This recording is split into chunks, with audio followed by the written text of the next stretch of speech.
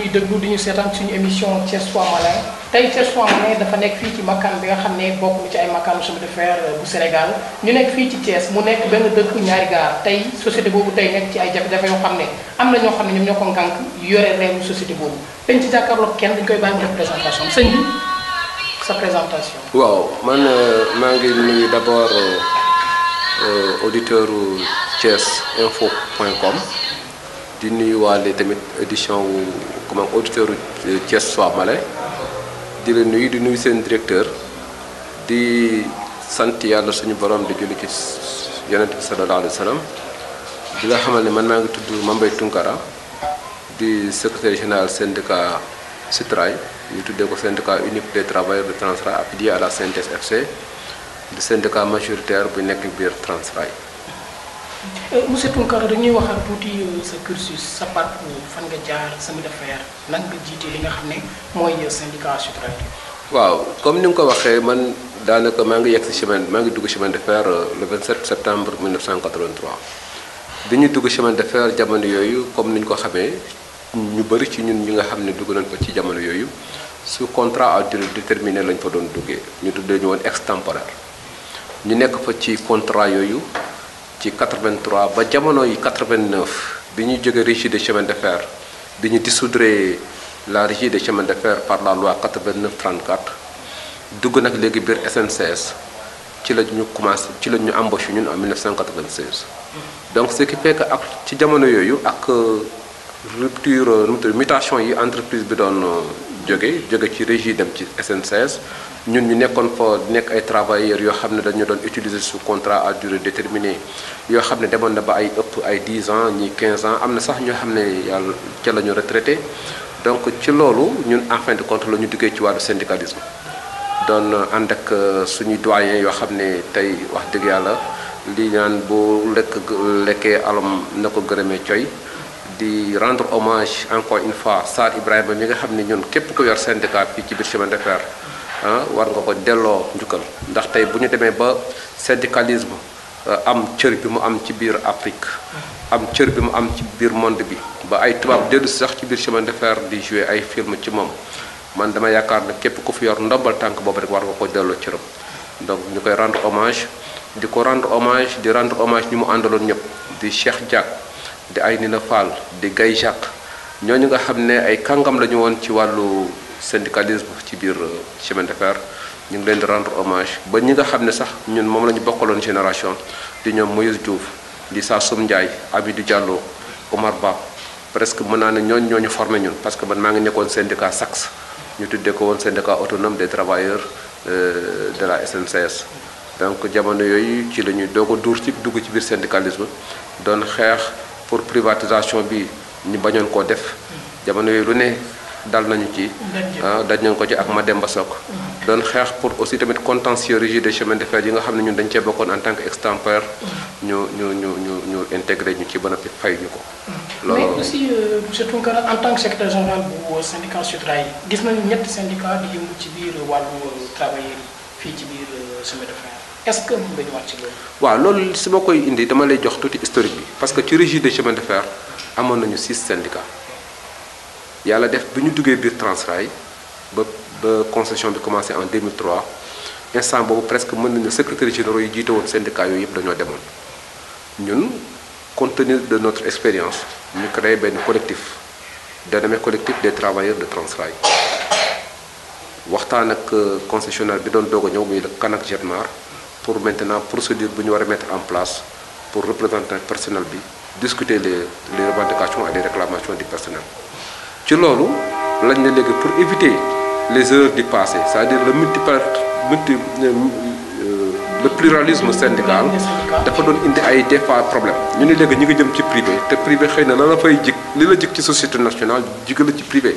donc pour éviter pluralisme syndical boobu nañu au moins mettre en place benn syndicat unique dénommé syndicat unique des travailleurs de Transrail mais loolu pour ñu mën ko am il nous faut un leader boo xam ne mosul bokk ci benn syndicat ci la ñu nommé un certain Cheikh Tidiane Sow comme secrétaire général du syndicat SUTRAI jël cheminot yëpp boot ko ci ginnaawam jox ko malheureusement ki nga xam ne moom lañ doon xëccal ci jamono yooyu yàlla na ko yàlla yaram te yéexuñu muy suñu mag Pierre Ndoye bi mu ko gagné bon moom tamit mu dem créé ci syndicat FETRAI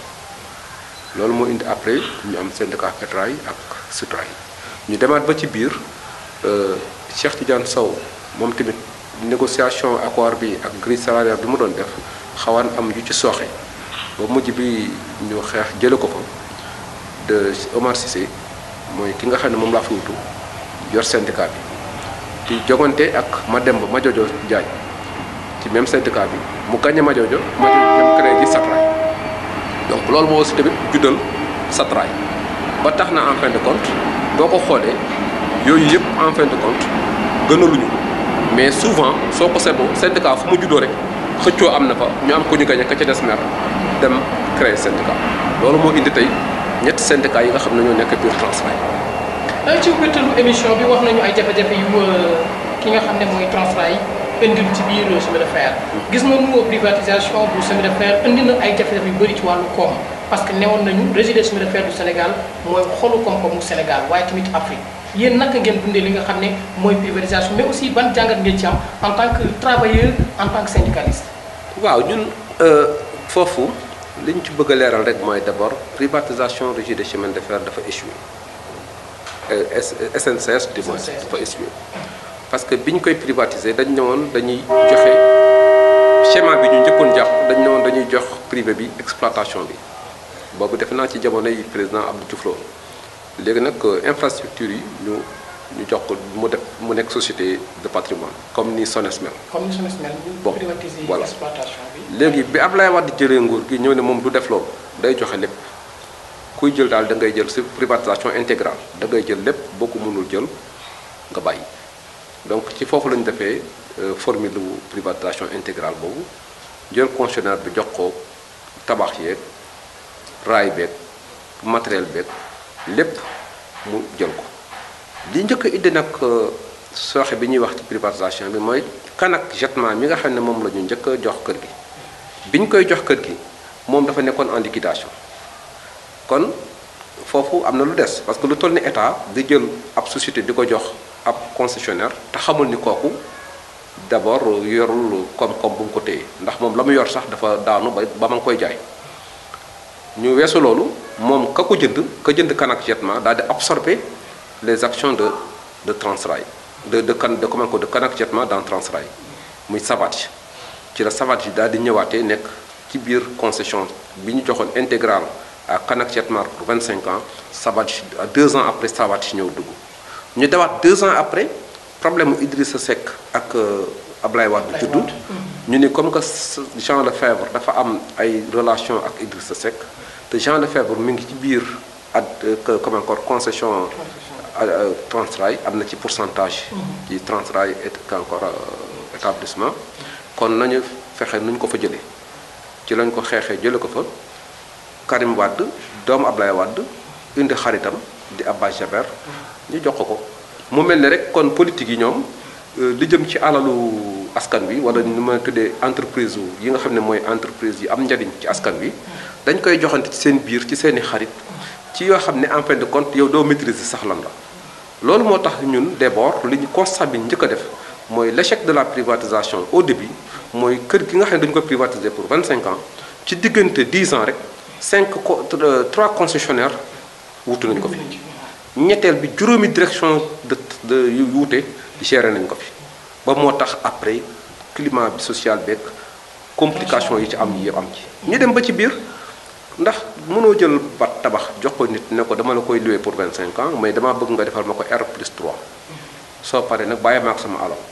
kooku bu dee ku muus la dina ne mais kii naka la mën a jëlee alalam fortifier naka la mën a fortifier alalam ba noppi dem bàyyi ko moom donc looloo taxoon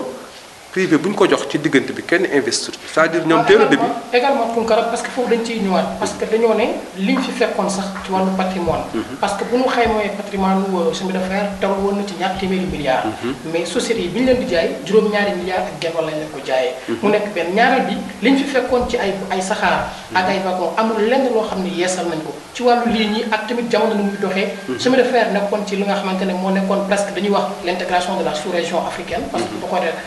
au niveau du Mali ak Sénégal diggante bi gënoon nar a tax dem bi ak ñëw bi ak leneen yooyu yëpp nekk ay jafe-jafe yoo xam ne société bi dund na ko diggante mutation yi mu dund mais tamit ak Abbas Jaber am na loo xam ne joué na ko ci loolu comme ni nga ko waxee léegi sëñ bi mooy li ma doon wax rek ci njëlbeen c'est-à-dire tey bu ñu la joxee kër nga am cahier de charge remplir ko ne man kat dinaa jënd juróom-ñaari machine dinaa jënd 300 wagons dinaa defar voie bi de Tamba ak Kidira les zones critiques yooyu yëpp c'est des engagements yi nga xam ne moom la constitutionnel bi jëloon bi ñu koy jox kër gi ñun tamit bi ñuy dugg ci privé bi dañu yaakaaroon ne léegi ku ko jóge nañ ci SNCS ñu ngi jugg ci kër gu bees kon léegi lan moo fi nekk liggéey ñaq jëriñ donc loolu moo taxoon kenn ku ne ci ñun doon xaar sax di gis ay xaar wagons yi bees ay machines yi bees et cetera gis doxalin bu bees mais ce qui est dommage loolu benn yoon sax lañ ko fi xaw a constaté mooy jamono yi kii njëkkoon ñëw ci concessionnaire bi nekkoon directeur général ci jamono yooyu muy Daniel Mas moom sax la ñu sentir ci biir gestion am ñu commencé woon dugg ci biir kii mais comme fii d'habitude africain dafa tàmm fu tubaab ñëw rek mu côtoyé ko xool lay rey moromam mu wax ko lay avantage am moom mu jëm ko suturé loolu moo indi après loolu moo bouleversé lépp tey naka na lañ mën a dooree privatisation boo xam ne ñun amoon nañu presque 18 machines yuy fonctionné wala 13 machines yu normal tey fi may wax ak yow ni juróomi machine la ñu am ci parc bi yu daw loolu nuñ ko mën a tuddee manque d'investissement ndax machine dafa di loo xam ne buy daw da nga war a jënd ay pièces yu koy defar da nga koy war a entretenir mais boo dee yow da ngay liggéey te li ngay liggéey loo def sa poste rek ngay xool doo ca def investissement bi ci war parce que boo ko ci defee da ngay sentir ne dafay empêcher un peu recette yi nga waroon am wagon yi pareillement raay bi soo xoolee Tamba Kidira soo xoolee ay portion 6 kilomètres la ci privé bi defar boobu ak léegi ci loo xam ne presque boo xoolee saxaar bu jógee Tamba tey di dem Kidira dina ko def presque plus de 12 heures de temps Tamba Dakar diggante Dakar ak comme encore kii gare Thiès ak Dakar am na ci ay parties yoo xam ne diggante Mbao defaraat nañ ko mais yooyu c'est rien du tout dafa mel ni benn toq ndox boo dugalee puso ci biir géej toq ba cay toq loolu la ñu def ñoom ci biir investissement ci biir infrastructure yi. muy 15 milliards ñu jox ko un concessionnaire naka nga mën a gisee lu toll ni régie des chemins de fer Dakar ba Kidira ba Bamako ñu joxe ko à 15 milliards. soo ko xoolee ci wàllu Sénégal rek ci ay gaar ci terrain foncier yi nga xam ne lépp privé ci domaine privé bi la ne tey gaar bi nga xam ne tey mooy gaaru Tamba soo fa demee domaine privé bi rayon domaine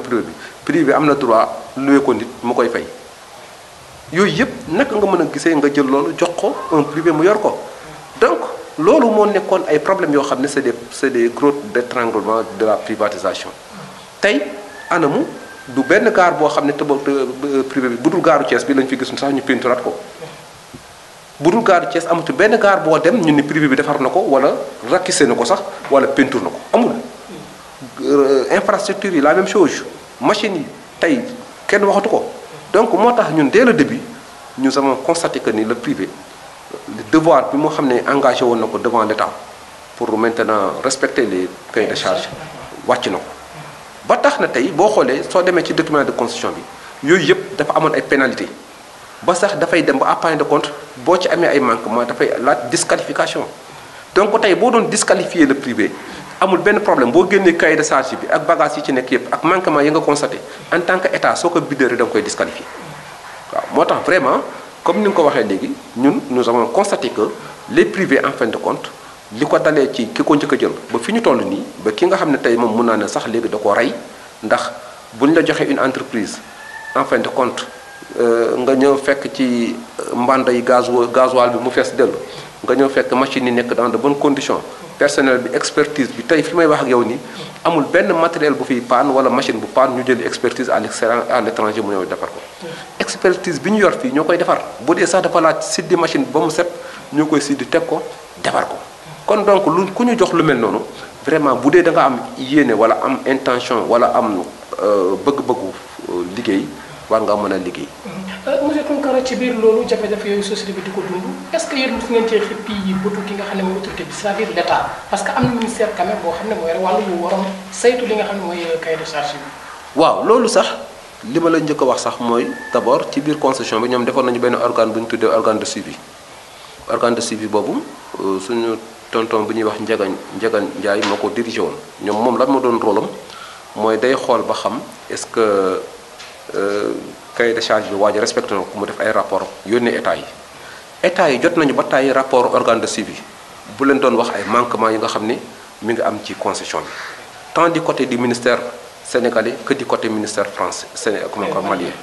Donc ñun amuñu woon sax habilité dem ci ñoom donc tegoon nañ fi ñoom organe boo xam ne loolu bu ñu ko soxlaa moo leen koy wax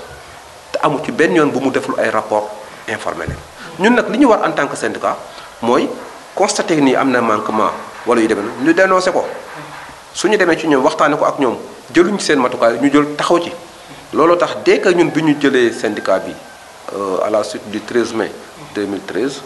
bi ñu ko yàlla joxee ñu jël ko ci loxo Omar Cissé bu mu nekk actuellement à la retraite dañoo jël rapidement suñu plateforme revendicative concentré ko ci ñaari chose benn booy situation entreprise bi wootu ba borom kër gi ne ko dañu bëgg a waxtaan ak yow ci wàllu kër gi ci doxalin bi ci manquement yi ñu ci constaté naka lañ ci war a mën a utee ay saafara mais tamit dañu bëgg a waxtaan ak yow ci situation personnelle bi parce que daf ci am ñoo xam ne dañu fay nekk sous contrat à durée déterminée ñu tuddee leen CDD def leen ci ay conditions yu metti dugal leen ci convention boo xam ne sax ça n'a rien à voir avec la grille de Transrail di leen fay ay salaires miettes dans des conditions difficiles jël ñi nga xam ne dañoo nekkoon ay CDI ñu nouvellement embauché leen def leen niveau 1 échelle 1 te ñoo xam ni kenn ku ci nekk ci ñoom ay techniciens avérés la ñu ni kon yooyu nañ ko xool beneen bi nañu xool poste vacant yi parce que nit ñaa ngi dem retraite en vague tey fi may wax ak yow nii diggante 2003 ak 2015 bi ñu nekk nii suñ ko dee xayma rek nu mu bon au plus de 400 ou 300 ou 350 agents dem nañ fi retraite kon loolu xam nga ni nit ñi wàññeeku nañu en masse. En masse, effectivement. bon te ñooñu ay salaires yu ndaw yoruñu ko woon ay salaires yu mag la ñu yoroon ay cadres kon kooku bu dee nit ñi dañuy dem nit ñi fi des war nañ leen mën a jox poste vacant yi war nañ mën a embaucher du dugalaat nit ñi donc yooyu moom la ñu njëkk a def ñun en priorité suñu plateforme revendicative boo xoolee sax li indi suñu jafe-jafe ak moom foofu la dooree ndax dañ ko woo ne ko nañ ko waxtaanee door ko pendant 5 mois de négociation amul benn avancée ñu ne ko rek bon mënuñu continuer di négocier te duñu am benn compromis dañu bëggoon ñu taxaw yi ñu jot a waxtaan ak yow benn bu ci nekk ñu tënk ko 10 points lañ ci jotoon a commencé ñu ne ko léegi ñu tënk 10 points yi ba pare doo ko continuer yi ci des foofu la fa loxo ak réeróo bi commencé. parce que foofu tamit dañuy waxaat ci leneen mu ngi amoon na fi ñoo xam ne 271 yoo xam ne dañu leen licencié woon. licenciement yooyu nekk lu doy waar parce que tamit dañuy gis ni société bi loxo politique bi ci biir. comme li nga wax ci sa njëlbeen wax maanaam nit ku ñuul bu ko tubaab jiitee rek day wane ginnaaw. dem ci kooku jox ko ay points yoo xam ne point essentiel la yoo xam ne day na saxal entreprise bi. waaye ki nga xam ne mooy tubaab bi moom da ciy bénéficié wala ki nga xam ne moo ko jiite moom day tiré profit ci li nga xam ne mooy kaw liggéeykat yi. mooy li ma la wax léegi ñun bi ñu constaté ni xale yi d'abord contrat yi ñu leen jël baaxul parce que contrat yi dañ leen a assimilé à des travailleurs de voies et xumalan et bâtiment te je ne sais pas convention bi ñu nekk ñun accord bi ñu nekk accord Transrail la donc dañ leen waroon dugal ci biir accord Transrail utal leen ay niveau de qualification yu méngoo ak grille Transrail loolu amul ñu ni dem ba ci biir mu ni léegi xale yi seen contrat dafa war a jeex dafa bëgg a tàqalikoo ak ñoom bon ñun ñu ne ko léegi dañuy toog waxtaane ko parce que tamit mënoo tëb rek tàqalikoo ak ñoom noonu def nañ fi juróomi at ñetti at ñii def ñeent ñeneen ñi sax def nañ fi lu ëpp loolu parce que dañ fi nekkoon ci yeneen GIE bon il faut reconnaître sax ñoom bi muy ñëw fekku leen fi woon sous contrat daf leen fekkoon ci ay GIE mais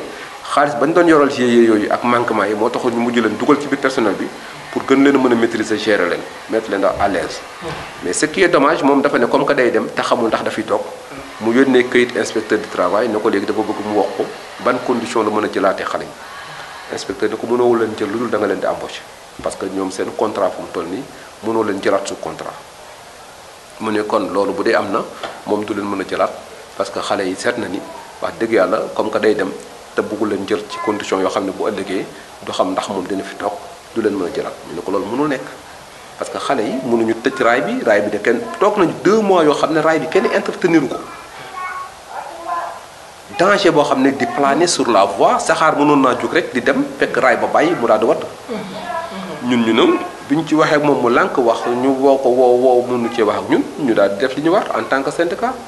génn def suñu assemblée générale rek kii ko ñu tudd jébaane ko def suñu marche jébaane ko ba autorité yeeg àdduna bi yëpp di ko wax les licenciés de Transrail ci la ñu joxee ndigal ni kon conseil d'administration bi fekk jamono yooyu Abba Jaber gise nag kilifa yi mag yi ñu ne ko nag yaa ngi ñuy bëgg a indil musiba ndax xale yi nga dàq ci Sénégal ñu ngi ñu indil coow ci la joxee ndigal conseil d'administration bi ak directeur général ñu seet nu ñu leen jëlee loolu nag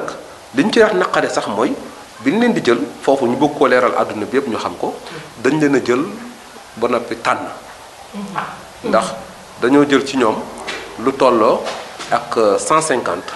daal di jël dañoo jël fukk ak juróom 75 ci côté surveillant général jël 75 ci côté DIF or que instant bi ñuy waxi licenciement yi waa DIF ñoom ñoo arrêté woon nekkoon 123 kon donc bu ñu dee jël nañ jël 123 DIF yi nga xam ne ñoo arrêté woon mais comme que syndicat yi fi nekk di syndicat minoritaire yi di xaritu direction bi ñoom seen doxalin bi yëpp mooy boobu ba léegi comme que ñoom gis nañ ni ñun dañu taxaw pour xeex benn xeex patriote boo xam ne dañu bëgg lu suqali kër gi ñun di daal ñoom nañu fexe nañu tànnee ça fait que ñi àndoon ak ñun di xeex bi ñu seppi leen. ñu seppi leen maanaam syndicat yi dafa am ñoo xam ne dañoo far ak direction bi. looloo fi ne tey nit ñaa ngi wër naan non cheminots yi nekkuñu benn cheminots yi boo demee ci dëju cheminot ñëpp a nga fay fekk. boo demee ci ngénte cheminot ñëpp a nga fay fekk. mais li ma bëgg leeral fii ci kanamu àdduna bi mooy ñàkk nekk benn amul xam nga lu nekk dañoo bokkul doxalin ñun bi ñu jëlee syndicat bi dañu ne woon dañuy def syndicalisme de rupture c'est-à-dire bañuñu négocier bañuñu masla ak direction mais dañuy préserver l'intérêt de l'entreprise et des travailleurs parce que boo bëggee sa lëkkaloo ak direction générale dem bay péjorer l'intérêt de l'entreprise et des travailleurs xamal ne yaa ngi ci nger donc ñun loolu lañ doon moytu tey sax maa ngi jéggalu parce que bëgguma di wax yenn saa sax du tontonte am na suñu benn collègue boo xam ne ci jamono yi passé yéen a ngi koy dégg ci rajo yi muy wax dañ doon jongante ñun ñaar ci syndicat bi ñu gagné ko majeur largement mi ngi wër di wax lu ne mais jéggal nañ ko ndax ñun duñu tontonte yooyu li amoon solo rek mooy li ma nit ñi waxoon ne ma Tunkara ñun de bëgg nañu boo jëlee syndicat bi nga veillé ci intérêt travailleurs yi ak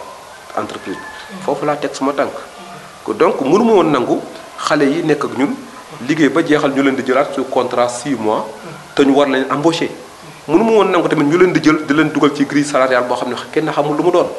ci loolu nag la syndicat yee ñoom opté pour ànd ak direction bi jàppale ko pour mu toog fii ñun ñu ni kon et puis ñun ñett ñoo ànd dem toog directeur général ne dafa bëgg ñu jàppale ko ma ne ko waa mais directeur est-ce que doo wax sa parce que mën naa ne gorom la parce que président directeur général bi muy Abba Jaber mi nga xam ne moom kër gi moom rakkam lay sëyal xam nga ni kon loolu rakku directeur général bi waaw rakku directeur général bi moom mooy sëyal rakku Abba Jaber waaw kon kooku gorom la buñ ko xoolee sax ci relation professionnelle waruñu mën a seq liggéey mais terewul bi ñu nee ci jamono yi Ablaye Wade ne léegi opérateur bi comme encore concessionnaire bi dootuñu ko jox entreprise bi tant que utul opérateur ferroviaire ci la uti opérateur bi ñu tuddee convecteur mu nekk opérateur boo xam ne fi may wax ak yow nii ñun état yi ak kilifa yi ko wër wër nañu fépp foo xam ne war na fa mës a intervenir ci chemin de fer mosul am ñi nga xam ne ñoom la fi teg ci ay experts yoo xam ne ay direction yoo xam ne ay directeurs yoo xam ne ñoo yor yenn département yi amu ci kenn ko xam li muy liggéey barke démb suñu benn xarit jox nañ ko bi demande d'explication ndax ki ko fekk ci gaar ba naan ko damaa bëgg nga wax machine bi mu fay mooy directeur am te xamul ni kooku amul droit joxe ndigal pour ñu fay machine bi mais bi ko kooku ree da ko ne jox leen ko demande ndax lu tax mu reema c'est parce que kilifa boo xamul li nga yor di nga wax loo xam ne waroo ko wax loolu nag moo leer laa bëgg àdduna bi xam ni tey li ne biir Transrail ñun syndicat majoritaire Sotrail dañoo jàpp ni Transrail fu mu ne nii tey privé yi wane nañu seen limite kon liñ ci wax ñun mooy na ko état bi jël ut comité parce que dafa jot sax léegi jarul sax xaar di ko tegaat ci loxo kenn. mais ñun déggoon nañu sax ni état bi président Macky Sall mu ngi waajal un conseil national bu chemin de fer du Sénégal. ci jafe-jafe yi mu nekk. ba tax na sax Abba Jaber fu mu nekk nii mu ngi ci ay guddi yu lëndëm. ci wàllu société bi. mais tamit le foncier c'est-à-dire le foncier des chemins de fer. tey dañu gis même sànq am na benn information bu fi joxe ci gare bi ci yenn doxalin yoo xam ne doxalin yu doy waar. mais loolu yëpp mooy li ma la wax c'est-à-dire tey Transrail dañ ko privatiser jox ko privé bi muy def lu ko neex. kenn xoolu ko beneer bu yàggul barki démb xotti nañ fa benn ruq jox ko benn waaye da ko def ko extension xotti nañ fa benn espace de 300 mètres carrés waa ji nee na direction générale moo ko bindal contrat c'est vrai direction générale am na droit defal contrat ku nekk parce que dañ ko jox kii bi foncier bi mais c'est pas n'importe comment la ko war a joxe foofu naka la fa nit mën a defee cantine donc yooyu ñu bëgg a attirer attention état bi parce que koo xam ne nee nga ko day dem soo gaawul ci moom dina la yàqal ba bu ëllëgee li ngay war a defar yow boo ñëwee da nga defar lu ko ëpp. donc ñoom nañu jël rapidement seen responsabilité mettre en place benn comité boo xam ne dafay nekk comité de cogestion c'est-à-dire du amati benn ndogal ci def dara ci kër gi tant que. waaw comité bi prononcé wu. en attendant fii ak fin du mois wala fin du mois de décembre ñuy jël kër gi. suñ ko deful balaa ñu faa yegg dana leen yàqal loo xam ne bu ñu ñëwaatee di defar kër gi duñ ci mën dara ndax déjà comme li ma la wax ni d'abord relation sociale bi sax commencé na yàqu. fi may wax ak yow nii ñi nga xam ne ñoo ànd ak direction bi seeni nit ku ci soxla foo falu du ñu xool ndax mën nga xam-xam ba wala mënoo ko chef de division koo xam ne mosul bind turam léegi mën nañu ko def chef de division. léegi ñun ñi nga xam ne ñun ñoo nekk ci syndicat majoritaire bi di xeex pour ñu defaraat kër gi fu suñu nit nekk boo fa naree namee sax bu ñu la fa naree namee sax ñu ne noo génne leen ko jël suñu nit suñu ñu bokk ci sama bureau affecté leen da ngeen di bàyyi xeex bi bàyyi Tunkara wala ñu affecté leen ñooñu tamit ma leen di rendre hommage parce que ay gor lañu dañoo ànd ak seen ngor ne du ñu bàyyi xeex bi parce que xeex bu noble la xeex bu ñëpp la mu jaral leen ñoom ñu affecté leen ñenn ñi mu jaral leen ñoom ñu muté leen am na ci xale boo xam ne Keneme barki démb c'est un délégué du personnel on l'a muté contre son gré mënu leen kat mënu leen maa def lii ndax convention collective dafa ne en son article 70 paragraphe 5 mënuñu maa muté en tant que délégué du personnel contre mon gré mais dañ ko dem par force da ngay dem jamono bi mu toogee ci atelier am di def requête am di xaar réponse requête bi durée boobu mu toog ci atelier bi di xaar requête bi dañ ko dagg ci salaire am 44000 ne ko da ngaa def absence irrégulier yóbbu ko conseil de discipline actuellement il est 8 jours de mise à pied c'est-à-dire bu defatee lu tuuti rek dañ koy dàq. ci koo xam ne da doon réclamer droit am. donc loolu je voudrais en fin de compte kii moo toogal nii il est à la retraite. moo Lamine Diallo Bader. mais bërki démb la retraité dafa ànd ak ñun ci xeex bi ba génn. en tant que chef de division. pourtant mënoon na ni kat lii ñii di xeex man bokkuma ci maa nga jëm retraite. naa jéem a gérer sama avenir. mais daf ci ànd ak ñun ba mu jeex ba fu mu toll nii fu ñu ko wooyee mu ñëw il n'est plus en activité mais fu ñu ko wooyee day ñëw parce que nee dafa jàpp ni xeex bu ñun ak moom ñoo ko bokk ba léegi. ndax mandat bi ñu ko fale woon ci syndicat bi ci congrès bi ba léegi mi ngi ak moom tant que congrès ñëwaatul mi ngi ci loxoom xanaa moom mu dem ba mu neex ko mu bàyyi ne man kat damay noppalu ko ji. donc loolu moo taxoon ma bëgg leeral ci kanamu askan bi que ni bu ñu ne dañoo jubawuñu dañoo bokkul doxalin. parce que ñii dañoo ànd ne nañ fi bàyyiwaat privé bi ndax privé bi mi ngi leen di jox ñuy def seen poche mi ngi leen di jox ñuy ñoome seen i nit ñun ay la yéwén ak luñ ci mën a dal même bu ñu ci dee licencié tey privé yi wane nañ seen limite dañu wax Macky Sall na jëlaat kër gi teg ko ci loxo yu set wicc ñu bokk ànd defaraat chemin de fer askan bi gis ci seen bopp waa Thiès gis ci seen bopp waa Sénégal gis ci seen bopp loolu moo indi ñaari différence yooyu moo tax ñu bëggoon ko leeral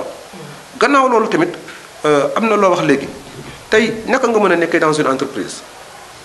dirigée par des retraités et retraitables c'est-à-dire kuy waaj a dem retraite rek boo bëggee contrat daal di dem bokk ci ginnaaw direction ne xaaral ma jàppale la pour après ñu bindal la contrat nga toppi looloo fi ne actuellement te ñooñu ñooy diriger actuellement fu mu toll nii moo tax en fin de compte am na ci yoo xam ne ñun nit ñi duñ ko comprendre mais suñu sañoon ñu xam exactement lan moo ko lal parce que tey nit ku liggéey ba ju am juróom-benn fukki at war nga war a mën a dem bàyyi sa doom ñëw lañ lay fay noonu yow ci sa retraite comme encore contrat boobu ñu lay fay rax ci dolli yaa ngi ak sa salaire IPRES wala FNR nañu wax ne dëgg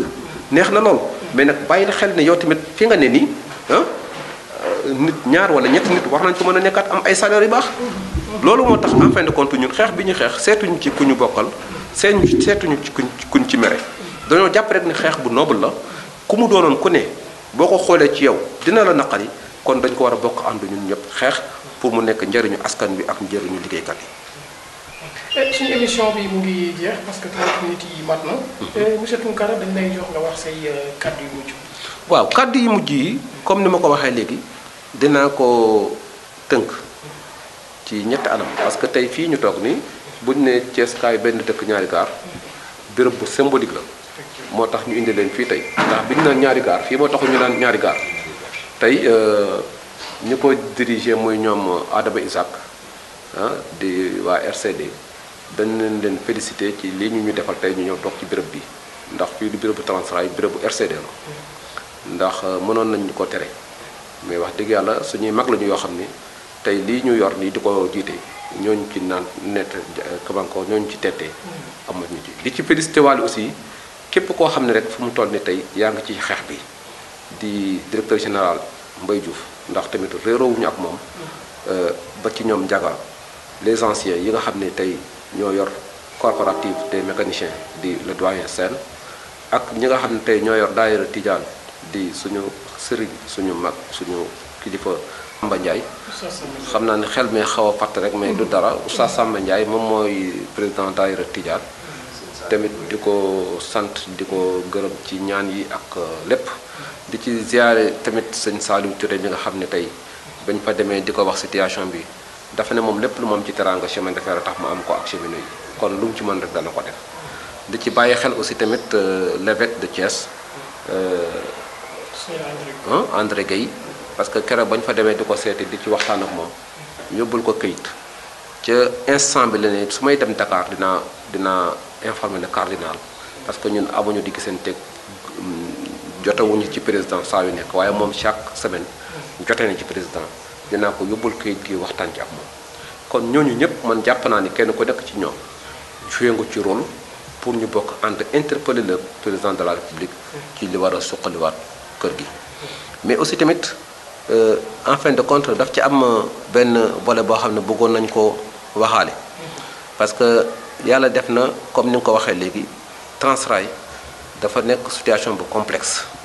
tey fii may wax ak yow nii ñu ngi ci juróomi machine tey le 15 le 16 ñu ngi ci 11 montée 11 descente parce que ñun bu ñu dee wax 11 montée 11 descente foofu la ñuy xayma ba xam suñu weer bi baax na am baaxul rax ci dolli liggéeykat yi fa nekk tey am ñu dem retraite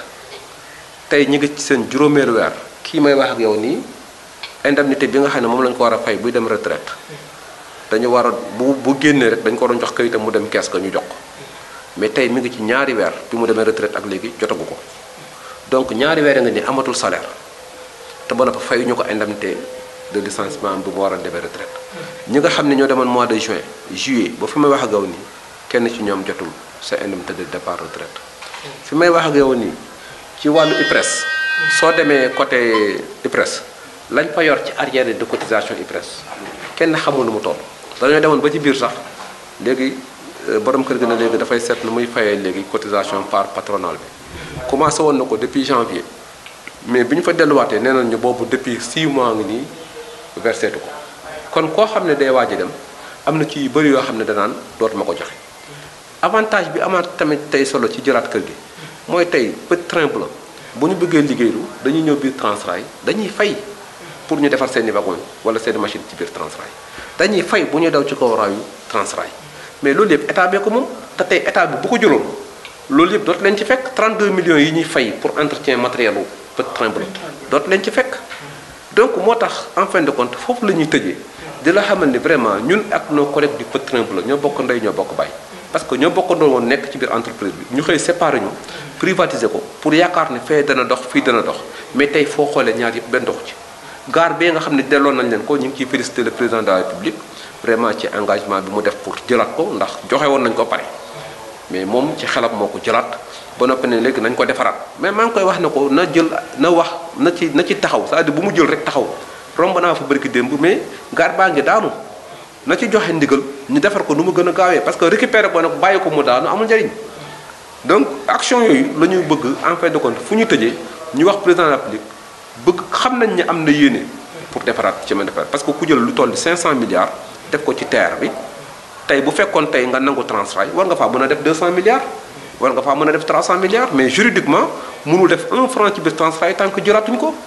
kon ñu ngi koy wax ne ko vraiment na accélérer procédure bi nga xam ne moom la ñu war a def pour jëlaat Transrail mu trouver ay moyens yu suqaliwaat kër gi parce que kër gi 1 milliard defaraate ko 2 milliards defaraate ko il faut de l'argent te loo ci def da nga koy gis loo xam ne depuis 100 ans mi ngi nii la ci tubaab bi defoon ba léegi ci la ñuy daw kon loo ci def jar na ko donc foofu laa bëggoon tëjee vraiment di remercier yéen tamit seen organe bi di leen féliciter tamit ci yéene bi ngeen am pour gën a yaatal xam-xam information bi ci population bi yàlla defal leen ci ndam ngeen dem ba mu nekk tamit organe boo xam ne dana am rajo dana am télévision lépp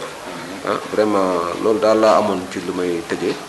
di sant ñëpp di gërëm ñëpp di féliciter di remercier encore féliciter sama collaborateurs yi nga xam ne